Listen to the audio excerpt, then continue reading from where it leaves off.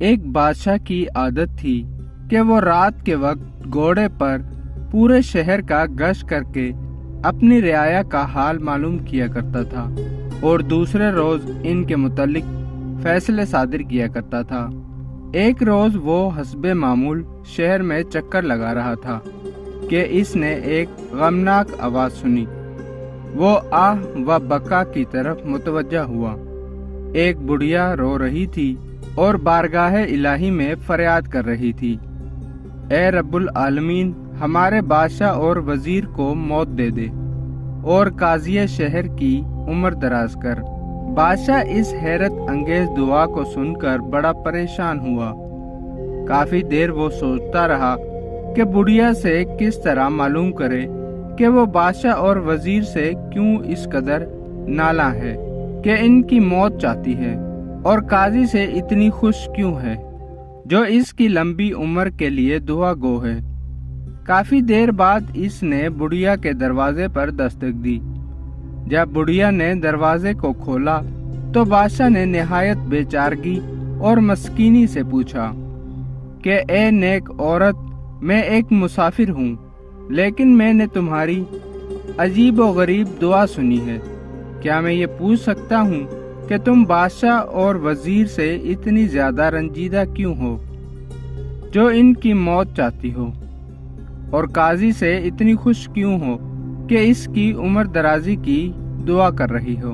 اس بڑھیا نے کہا، اجنبی، میں بادشاہ کی بیماری کی اس لیے خواہش مند ہوں کہ اگر بادشاہ بیمار ہوگا تو وہ وافر مقدار میں صدقہ و خیرات کرے گا، اور اس کی خیرات سے میں اپنے غریب بھوکے بچوں کی روٹی کا سامان کروں گی۔ ہمارے چند دن بہتر گزر جائیں گے۔ وزیر کی موت کی اس وجہ سے خواہش مند ہوں کہ وہ نہایت نیک سیرت انسان ہے، اور میں چاہتی ہوں کہ اس کا خاتمہ نیک اعمال پر ہو جائے اور وہ رب العالمین کے دربار میں اعلیٰ مقام پائے اور نجات حاصل کرے۔ اور قاضی شہر کی عمر درازی اس لیے چاہتی ہوں کہ وہ اپنی بدعمالیاں زیادہ سے زیادہ کر سکے تاکہ اس کا ٹھکانہ جہنم کے علاوہ کوئی نہ ہو۔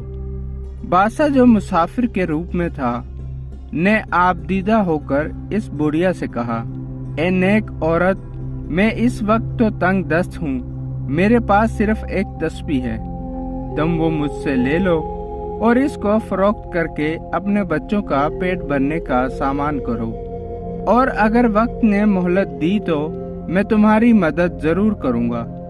یہ کہہ کر بادشاہ چلا گیا۔ لالچ نے موت کے منہ میں پہنچا دیا۔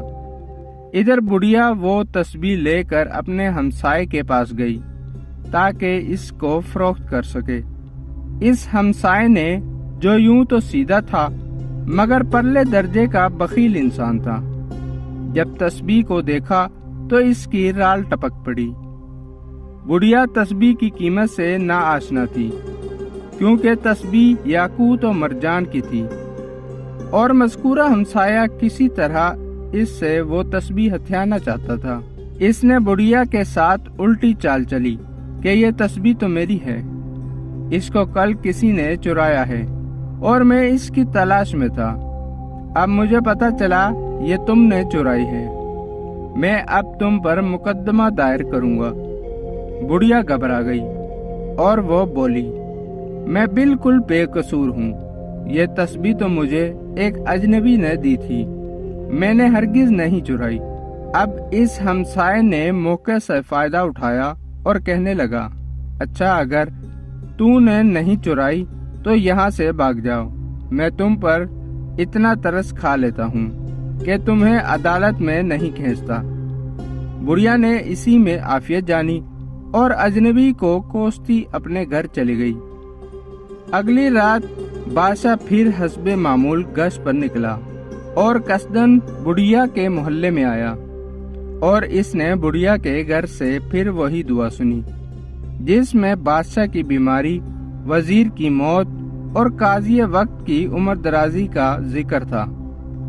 بادشاہ نے بڑھیا کے گھر کا دروازہ کھٹکھٹایا۔ بڑھیا اس کو دیکھتے ہی اس پر برس پڑی اور اس کے منہ میں جو آیا کہتی چلی گئی، جب اس کا غصہ اترا تو بادشاہ نے اس سے اصل واقعہ سنانے کو کہا۔ بڑھیا نے اپنے پڑوسی والا سارا قصہ سنا دیا۔ بادشاہ کو بہت غصہ آیا۔ اس نے بڑھیا کو بتایا کہ میں اجنبی نہیں بلکہ بادشاہ وقت ہوں، اور میں نے تمہاری ضرورت پوری کرنے کی غرض سے اپنی قیمتی تسبیح تمہیں دے دی تاکہ تم اپنے بچوں کا پیٹ بھرنے کا سامان مہیا کر سکو، مگر تمہارے ساتھ تمہارے بخیل پڑوسی نے بڑی زیادتی کی ہے، اس کی سزا اس کو ضرور ملے گی۔ اگلے روز بادشاہ نے بڑھیا اور اس کے بخیل پڑوسی کو اپنے دربار میں طلب کیا۔ دربار میں تمام وزراء، امراء اور دیگر مصاحب تشریف فرما تھے۔ بادشاہ نے بڑھیا کو حکم دیا کہ ساری رودات سناؤ۔ بڑھیا نے شروع سے آخر تک ساری بات دربار میں بیان کر دی۔